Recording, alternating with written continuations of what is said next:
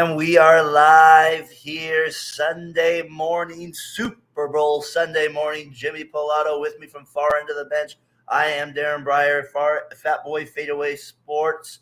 Here again. We're down to it. We're down to the final two episodes here of season 2, talking the gridiron, and we've made it all the way to Super Bowl Sunday as well. Jimmy Pilato, how we doing out there, sir, Sunday morning? It is definitely the day of the Super Bowl. I'm excited for everything that goes along with it. I'm excited that I no longer have to, not waste time because I love watching football, but it does. It takes up a lot of the weekend. I really just – here's the good thing. Over the past however many years that I've been broadcasting, I feel like I've always gotten the best teams in the championship. Going all the way back into college. And I do think that this is true for today. Does that mean that I'm excited that both these teams are in? Hell no. I wanted Detroit to play Kansas City. I'm not that I hate the 49ers, but just like, come on, give me something a little bit different this time. No, I'm excited. It's going to be a great game. I think it'll be, obviously it's been really successful being in Vegas. I don't know what you've heard from the people that you like, the people that you listen to throughout media, but like they're all super excited about how this has gone. And Vegas is going to be in the rotation forever now. And maybe that'll just be where they decide this is where the Super Bowl gets played. And I'm good with that because I'll go out to Vegas. About the Vegas once in a while. No doubt there is part of that. I feel like Vegas is taking over the sports world a little bit, taking all my teams. I know that for sure. Jordan Maxson, can you hear us out there? Yes, sir. How we doing out there? Super Bowl Sunday, my friend. We got Niners. We got Chiefs there in Vegas, as Jimmy mentioned. Big day here. How you feeling? I'm feeling pretty good. I'm excited for the Niners. As a Bengals fan and AFC fan, I'm definitely not rooting for the Chiefs today. So I'm Tyler and company over there in the West Coast will be happy to hear I'm pro 49ers today. Go ahead, Jimmy. As much as I talked about it, I am rooting for the 49ers. I may have made a different pick, but I'm rooting for the 49ers because, God, it just sucks so bad to have to say I want Patrick Mahomes to win. And I don't really want him to win. Nobody, I think, wants to. If you're Chiefs fans, come in. We'll take it. Rip on us. We're here for it. We all know we're all big boys. We can't. You're too busy crying. You're too busy crying and waiting for Taylor's next album to come out. Speaking of Tyler, with Niners fans, he'll make a little appearance here in a little bit when we get to the Niners part of it. So we'll get his takes on it. Boys, we've been on a journey this year. Like I said, Jimmy, before we get into that, though, you've been a busy man this week. You want to shout out some boys there real quick?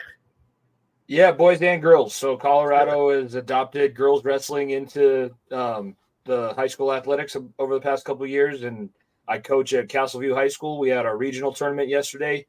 Went in with, I think, 11 wrestlers, or maybe even less than that. It was like 9 wrestlers total or something, and we qualified 7 for our state tournament. So Zarette Silva Lopez at 125, Brianna Robles at 130, Mimi Emiliana Mendoza is at 170. Then we have Carter Lawson at 106, Colin McInnes at 113. He's a 2-time qualifier.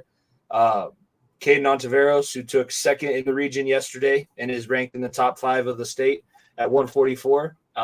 And there was one. Yes, Tucker Mahoney, another senior. So we had all of our seniors this year qualify for the state tournament. It's just obviously if you watch our show at FEOTB Pod, I love wrestling as much as I love football, and that was my thing. I watch wrestling nonstop. I go to wrestling tournaments on Saturdays all day, and then I come home and watch college wrestling duels at night. Folks, that's why he's an offensive lineman. Folks, that's why we get him on Talking the Gridiron, talking this stuff. He's in the trenches with it. Jordan will jump back on here in a minute. So congratulations to those wrestlers out there. Congratulations, Coach Jimmy out there far into the bench. Be sure to check out that show. You guys had another good show this week as well, previewing the Super Bowl and getting into wrestling there with it. All right, let's get to the Super Bowl here now. Let's get to it. It kicks off today, my time, 3:30, 6:30 Eastern time out there. Super Bowl 58, like you said, in Vegas. I don't know, Brock Purdy and 49ers set to face Mahomes, the Chiefs, Super Bowl. Kind of initial thoughts kind of when you see this matchup. It's strange the way that the things have worked out, the serendipity from 2020, the fact that it's the same 2 teams, the same 2 coaches that are going against each other. Yep. My initial thoughts which coach is going to be able to stay out of their own way, because I said it on our show. I think Andy Reid has kind of cost the Chiefs a Super Bowl in his time. You know that they've been there forever, but that game against Tampa Bay, all they had to do was run the damn football, blindside it, have some woman call him from the stands as Andy, run the damn ball, because they're putting their linebackers at 7, because guess what? All we do is throw it deep. So we might as well switch it up and run every now and then. So which coach is going to stay out of their own way? Obviously, I don't have to talk about Kyle's 28-3, but John, if you're been listening, you know, it is there. He does have a history of this kind of thing. It's going to be a great game, but it's going to be so different than the one that we saw in 2020, because the 49ers, I would say, are built fairly similar. You could say that they upgraded their quarterback position. I'm not here to argue about Jimmy G and Brock Purdy. I know who's better out of those two. I'm not that delusional. But the Chiefs defense this year adds another wrinkle, because last time that they played, it was the 49ers defense that was standing above all. And guess what? I know he was an offensive coordinator. What about the Super Bowl? That's what we're talking about now. 10 points. But they've upgraded. My issue is the Chiefs, Spagnuolo, can you hold them under 17 points? If they get held to 17 or fewer, they lose pretty easily in San Francisco. And it'll be interesting, Jimmy, as we kind of start to focus on the game here a little bit and preview. It's funny, me and you always do post games, right? I feel like that's all we're doing. We're just reacting to games most of the time. So it's kind of one of the rare ones. Me and you, like the one game a year, where me and you actually preview the game a little bit. So as we kind of touch on that, we're looking ahead to things. I kind of like what you said about the Chiefs. So let's go to them for their keys to the game here.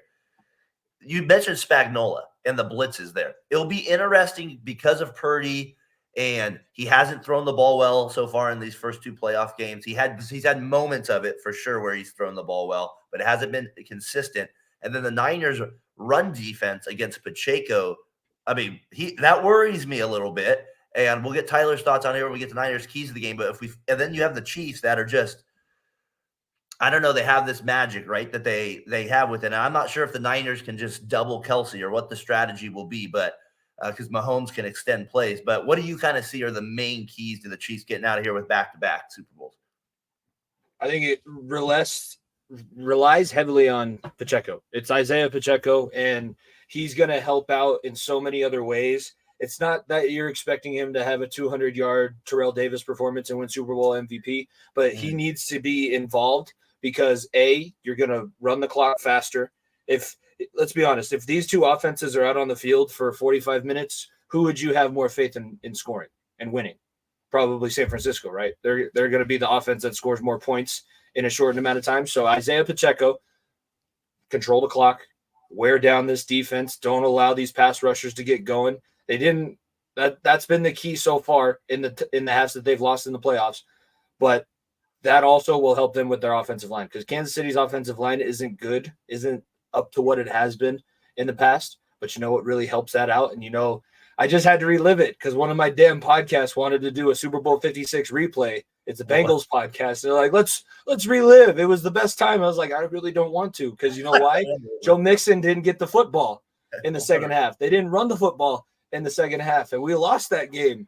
So I would think that the Chiefs run the damn football.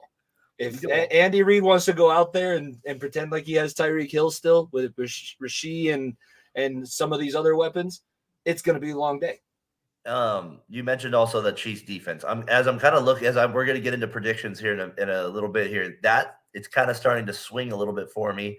And I'm going to get my guy Tyler on here as we kind of go into Niners keys of the game here. And we'll kind of, as we get to that with it. Tyler McGurk, how we doing out there? Sunday morning TMB podcast, Fat Boy Fadeaway podcast. We'll be doing a little bit. You've kind of been on hearing us a little bit talk about the Chiefs keys to the game. Where do you kind of sit? I kind of put it on, as I posted on an X, I put it as Niners nerves, a little bit of what Jimmy said with the Shannahan angle of it. You guys have lost the last 2 Super Bowls.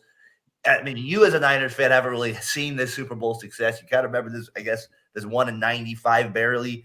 What are you kind of like as you look into this game? Where's the nerves knowing you have Mahomes, Reid, Kelce? I mean, where are you at with this? And you lost 4 years ago. The nerves are at an all-time high. He's coming off 0-2. We're 0-2 in the Super Bowl in my lifetime. I mean, we had 95, but don't really count that one. You have the best quarterback in the game in Mahomes. You have one of the great coaches. Yes, he has gotten in the way at times, and he will get in the way at times. And Andy Reid, but excellent game planner on offense. And the 49ers defense has left a lot to be desired in these playoffs. Against the Packers, they were okay, but the rain assisted in that. And against the Lions in the first half, they were a sieve. They couldn't stop the run, and I think you guys bring up a good point in Pacheco. He's definitely the guy who is the key to the Chiefs winning this game, and the guy the Niners need a key on. Are It's you more not nervous Kelce. about him then? Is that what you're telling us? Is that who No, you're absolutely. With the way that Gibbs and David Montgomery lit up our offense, yeah, Pacheco he's been a beast all year. And he just runs so hard. He looks smaller or bigger or smaller than he really is. That's a big guy. So that leaves a lot to be concerned. The matchup that I do like is actually, which has been like the Chiefs defense. They can't stop the run either, which is a good thing with the Kyle Shanahan offense. And they do blitz a lot, and the Niners have lit up blitzes this year. If you look at Purdy's number against the blitz, he's like completing 71 passes with like 100 or 71% of his passes with like 126 QB rating. So I think the Niners offense matches up well against this Chiefs defense. So I think the keys obviously blocking Chris Jones, stopping Isaiah Pacheco, and just getting the ball out on time. Snead has been pretty good this playoffs for the Chiefs. So like, I'm guessing he'll be on IU most of the time. What do you think? You think he'll be on IU? Both those corners are legit. They have two legit Their cornerbacks secondary who play pretty good. physical and can match up with these wide the receivers. whole secondary. And that's where I'm a little concerned, like kind of I'm having a hard time picking this game. And I kind of put it as my next note here with this. Like, I feel like we're talking about we think Mahomes, we think the Niners offense, but I think there is a world where it is a low scoring game. I'm not saying 10-7 or something crazy like that. But if it's 21-17, I'm just saying, would anybody be, I'm just saying that the defenses in a game like this, players can get tight. Maybe coaches play it safe a little bit. I am curious as this plays out. Is it going to be right away a shootout, or do both defenses kind of step up a little bit? The Niners, though, Jimmy, I feel like they've kind of had this reputation of a defense, but as Tyler's seen, we kind of seen it drop off a little bit, it seems like, but they still make some big plays here or there. It's the secondary, because it happened so long ago that it's easy to forget. But Hufanga not being in San Francisco's defensive backfield, that's going to be because it's the safeties that mess with Patrick Mahomes. So the safeties, if not having one of those guys in there, that's going to be a really uphill battle. But I don't think that either team is going to walk away from the other. 10 points was I believe it was the highest deficit that either team faced in the last matchup. And I think that it's very likely to be similar, if not even closer this time. But yeah, 21-17. That's at the moment. I think that it is going to be a knockdown, drag out defensive struggle. Whoever is going to, it's just going to be who's going to cover their warts quicker, because it's not necessarily about who does what well fast. It's who can actually overcome the things that they know they aren't very good at. And I'm interested to see if Shannahan, I listened to Mark Schlereth, and he has a special relationship with the Shanahans, and he was talking about Kyle being a high school receiver when he was playing for the Broncos, but just it wasn't necessarily Kyle, but it was Mike that he was talking about. Mike has just this way of sitting there for hours on end and analyzing and going over and finding new things. And he passed that on to Kyle. Kyle's a very smart guy. And I'm sure that he sat there in a dark room. It doesn't really get dark in Santa Clara. That's the bad thing. California, how are you mad ever? It's such nice weather. Just sitting in the bright sunshine on the beach, just sitting there for hours watching Andy Reid film, like back, forth, back, forth, back, forth. Steve Spagnuolo, back, forth. Yeah, I know how to do this. He's like Rain Man. He dropped the toothpicks. 78. Did you think that what was it? I saw it was going around the Twitter that was it Shannahan maybe had a little liquid courage on a Monday night at the thing, rolling some of the S's. I heard. I thought that was kind of funny to hear. Like, what do you have, a little daiquiri coming into the Vegas? Do they have the daiquiris there? You can just grab. I'm sure you could get one easily there. Sounded Tyler. It was nice and relaxed there. One of those daiquiris around the deck. Yeah, at least he's not. I mean, I appreciate that more than the uptight Kyle. We normally get him post-game and pre-game interviews. He's normally gives you nothing. So it's kind of a relief to see him let loose a little bit. Purdy. What's he gonna look like after the? He's gonna look like Nikita Kucherov after the game. This is number one bullshit. Kyle, you're not Russian. Oh, I'm sorry, I forgot. I'm so drunk, I forgot. That would be great if we did get like a little coach's interview like that, but they have to have a couple of glasses before they get in there just to get real talk with them in there with it. All right, so Tyler, those are some of your keys to the game with the Niners. With it, we talked about your defenses. All right, before I let you go here, I'll see you at Fat Boy Fadeaway in a little bit here. Kind of give me and Jimmy your last thoughts here with the game here. I mean, Niners need to go get this W. Make me a happy man. It'll be the greatest football season of my life. I just go Niners. I got 31-24 49ers. Purdy's MVP. Good show, guys. I'll check you guys out on the flip side. I'm Tyler McGurk with Variety Sports Network. Check Fat Boy Fadeaway out in about an hour. Yep. Have a good one, guys. Peace. All right, CT. There. All right, Tyler, glad he could join with us a little bit there, giving his input on the Niners. Always appreciate that here, talking to Gridiron. We were civil, too. Yeah, very He civil. and I were civil. Yeah. We were. I think it must have been the morning. Right, 7 a.m. out here. I'm we're not so alive. tired. Yeah. We're not alive. Yeah, I'm not. My adrenaline hasn't woken up yet, so we're going down to so my brother got engaged recently, and they're going down to bridal show. The girls are. So my dad's like, well, what are the boys gonna do? Well, Blackhawk, the casino is about 2 hours, an hour and a half maybe away. Okay, the game doesn't start till 4. We can be there. We can be there from like after this show. I'll start driving down there like 9 to 1. Come home, be ready for pregame. Might have a little bit of fun. Game starts 4:30. You got an extra half an hour there, sir. That's true. There you go. You got plus the national anthem is going to go over, like I said on our show. Reba's going to milk that thing, so it's really going to be like 4:45, 5 o'clock. Reba, I'm like that. Yeah, Reba. I was thinking the same thing. I did that with my 7th and 8th grade boys. We were doing some of the fun like mocks, like what color is the Gatorade going to go out of? The pre-gaming wakes you up a bit. Yeah, a little pre-gaming does help a little bit there with it. 6:30 start Eastern time. It's a night game out there on the East Coast, a little mid. It's the rare one, right? You never get the 3:30 start, the 4:30 start. That never happens. So it's one of those rare things with it. Jimmy, question of the week here on that. Just give me your first Super Bowl memory that pops to your head, right? Do you have one that right away? Oh yeah, it's the reason why I'm here, and the fact that the reason why we have far end of the bench. It's Super Bowl 32. It's the Broncos versus the Packers. Now I know even more about that game. So I was young. Obviously, I wasn't even born at that point. I was like maybe just born. But that was the main thing that everybody watched. And my dad used to buy all the end of season tapes. Yep. Yeah. But we used to get all the postseason tapes, and we got the one where it shows their Super Bowl championship. And I happened to play for this man in high school because he's the greatest high school football coach in Colorado, the state of Colorado's history. But Dave Logan, Elway dropped back, scrambling, looking. Now he decides he's going to run. Elway dives first. Oh, baby, he got it.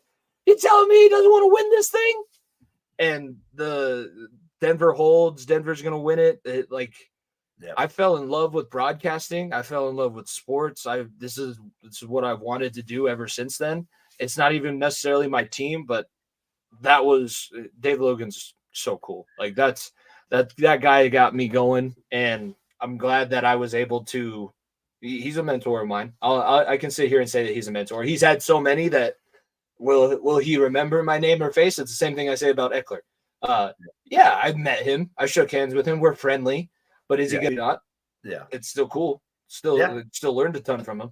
No doubt. And that's kind of like, well, you're a teacher. You know how that works. You just hope that they might not ever remember you, but maybe a little impact, or you won't forget them. Just don't curse me out, please. Exactly. Just don't curse me out. That's a good memory. I do remember that watching that game at my grandparents' house, and that one, the Packers being denied. Packers were 14-point favorites.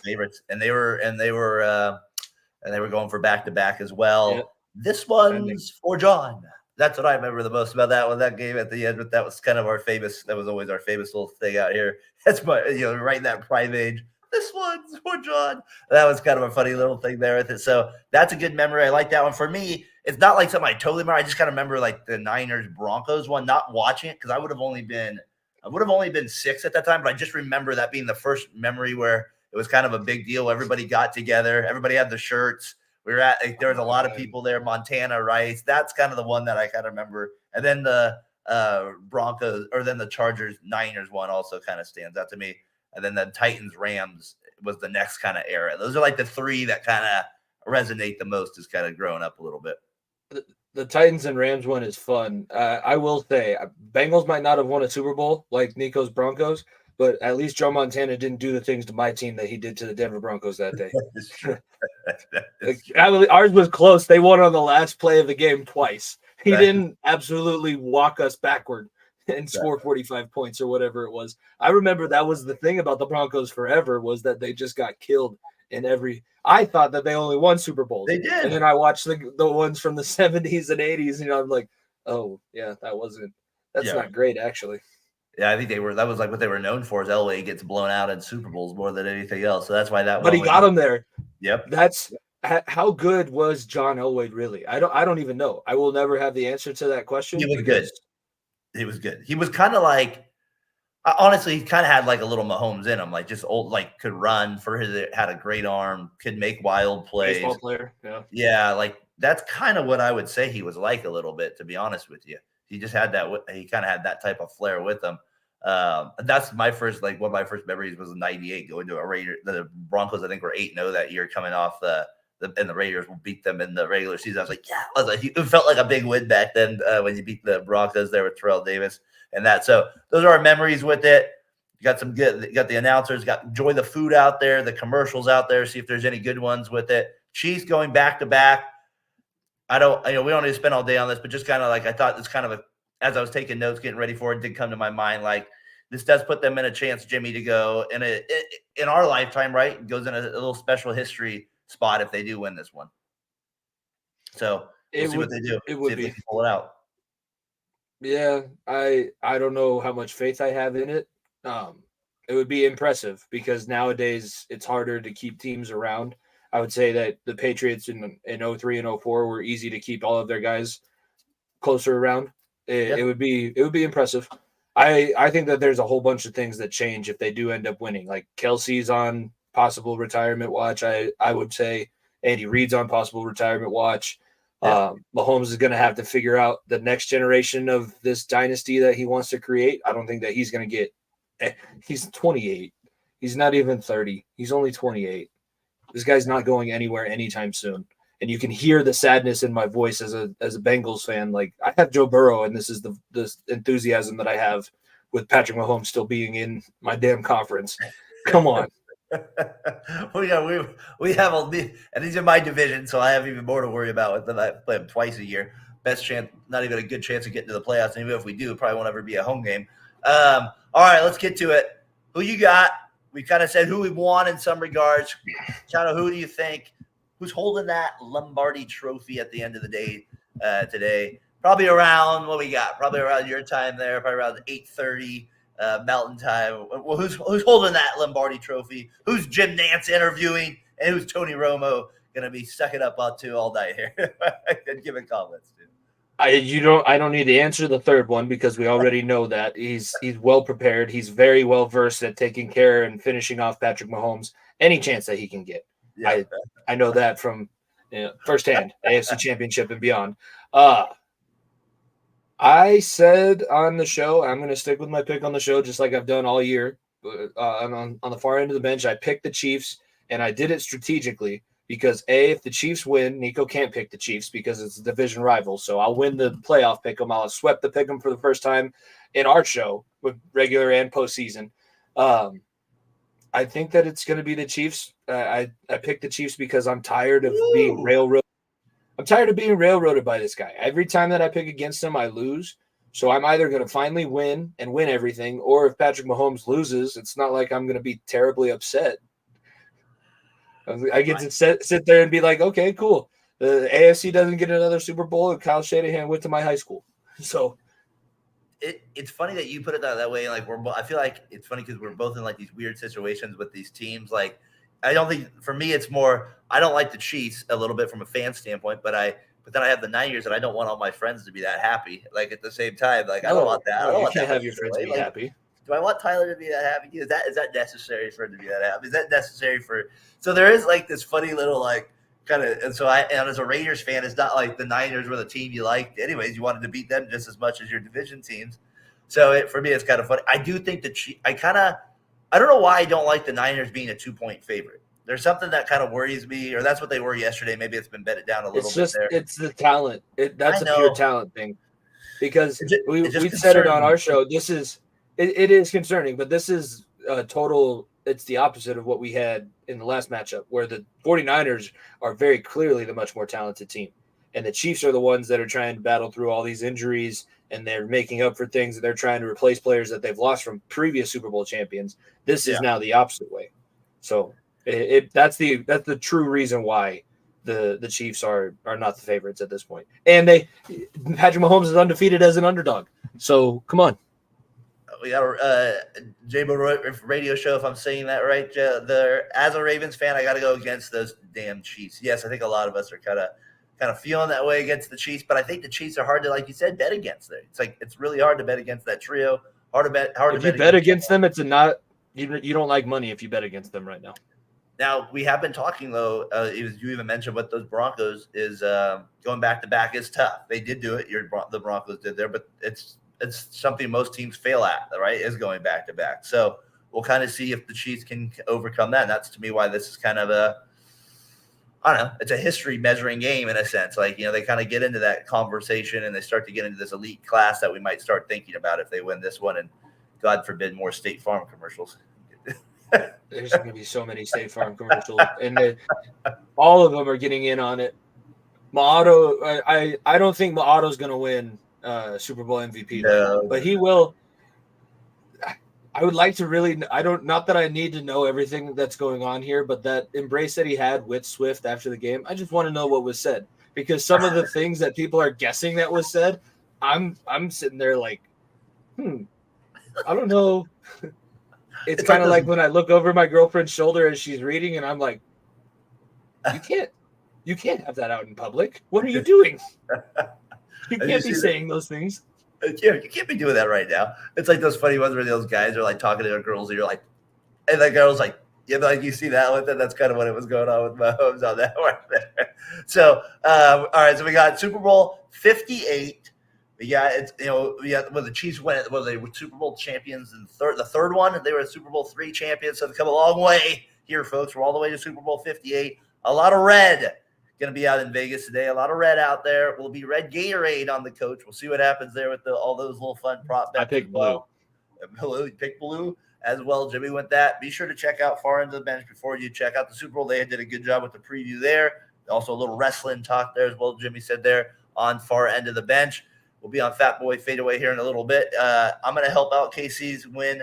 I'm a room for San Francisco. I don't know. We'll see. We'll see what happens with San Fran. Better change your bets. Yeah, we might need to change it. It's going to be one of those games, though, that I think we are going to get a classic game, though, because I do think these teams aren't going to die easily. And that's the part, as we kind of wrap it up here, is the part I am looking the most forward to, Jimmy, is like these teams have the personalities where I'd be shocked if one team just folded over. I would really be shocked. So I expect it to be a close game. There's never going to be any quit. You're too close. And both these teams have been close and lost Super Bowls. So I think that we're going to see probably one of the most desperate performances from both teams that we've seen in the Super Bowl recently. Shanahan under the most pressure in this Super Bowl, the number one guy? I think Shannahan followed by probably John Lynch. I mean, I don't think that they're not going to get rid of them, but they have been together now for 8 years, and they've been successful. They've also not been very successful at the start. And at some point, you got to get over the hump at some point. Can't even bet on the money line for this game. I'm taking over on total points. Got to be a tight game. Nico is out there. What's Nico? Nico taking how many bets he got going on this weekend? You want to know something ironic? This is the weekend of the Champ Series for the PLL, so he actually can't bet. He can't. He's in season. Hey, that help. Hey, that's like one of those things where it helps if you have a problem right there. You can't do it. Does Pat Mahomes lose his GOAT status if he loses to Mr. Irrelevant? An excellent question. Excellent question by my guy out there. That's by Sports. What do you think about that one, Jimmy? He's still got to win the Super Bowl to be on. He has not achieved GOAT status yet. He's on the path to GOAT status.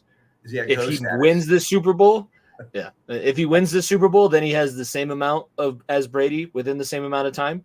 Then I can start to. Then he's just continuing on that path. But I don't think he loses it. It's just going to be more difficult. But that's the. I hate. I saw one this morning. So now this is going to be a random tangent. I hate these dumbass videos of Tom Brady talking like he understands everything going on about the NFL today. Dude, shut up. The coaches are playing chess, but the quarterbacks just aren't. It's a different game, Tom. You wouldn't have played if you got drafted in 2020. You wouldn't have played in today's game. No, you would have never made the field, never even sniffed the sideline. So shut up and let these guys play. That's what I really want, and I think that these guys are going to put on. It's just going to be a show. That's all I want. That's what I told Nico. I want it to be entertaining. I want it to be a show, and yeah, let's all enjoy Usher at halftime. That's basically all I got. I did have that go at the bottom at the ticker if you were following. I'm a big ticker guy, right? So I did have the Usher stats going there at the bottom there with it. Some of his best songs. If you care about that stuff. We have a prop. I got a prop that I want to drop on you then. Do you think he's going to start with Is it going to be in the middle of his set or is he going to close with it? I think he's going to go middle. That would be my. Okay. I said middle too. Nico said first. He's like, you can't not start it with that one. I was like, yeah, but just imagine he starts with Confessions instead. It's a swerve. I think I'm kind of like that idea. I think he's going to go middle as well, Usher. I like will he keep his shirt on? He's got to keep the shirt on. That's what the key to that's what they were saying there. He'll get fined by CBS for showing his nipples. Doug picking the Browns I'm just kidding. Picking the Chiefs by 3 over there with it. He's got his Ohio podcast going on with Jordan over there. Jordan, I don't know where you went, but we'll shout you out. Hopefully we'll see you Monday night out there. 31-28 Doug has. That would be a close game. Had a lot of people in here in the comments again this morning. Another successful show talking the gridiron. Jimmy, Sunday morning, like I said, we haven't done too many of these, but it was fun to do another show here as we kind of get into the Super Bowl Sunday. And, hey, another Sunday night off for us, a rarity. But we'll be back with you guys for the finale on Monday night. So be sure to come in live with all the hot takes, the comments. We'll obviously talk about the game. Obviously, that will wrap up kind of the whole season, put a bow on that. Talk about some of the key moments from the season. I do want to get into just a little bit of your Hall of Fame talk. What you guys thought of some of the players I got in the Hall of Fame as well. We'll probably get into that a little bit Monday night as well. So looking forward to it, Jimmy. Enjoy the Super Bowl, my friend. You as well. It should be a national holiday. We'll get it changed at some point. I think that it's coming. Do you get tomorrow off school? No, we get this coming weekend off. We get conferences Thursday and then Monday next week off. That's our schedule. All right. The hardest working man in the business right now, Coach Pilato right now out there wrestling, getting seven of them to state. So congratulations out there to your guys out there that you shouted out earlier. Big deal for sure. Jimmy, it's been quite the ride here on Talking the Gridiron. I always say with you as we get close to the end of the season. And like I said, now we're only one away, my friend, just like the Super Bowl, one away. So I'll see you Monday night. We'll kind of wrap it up there for that one. Good luck with your practices there tomorrow with that. Coach, and we'll see you there with it there. So for Jimmy Pilato, far end of the bench, I'm Daren Fatboy Fadeaway. Enjoy the Super Bowl, everybody. We'll see you next week.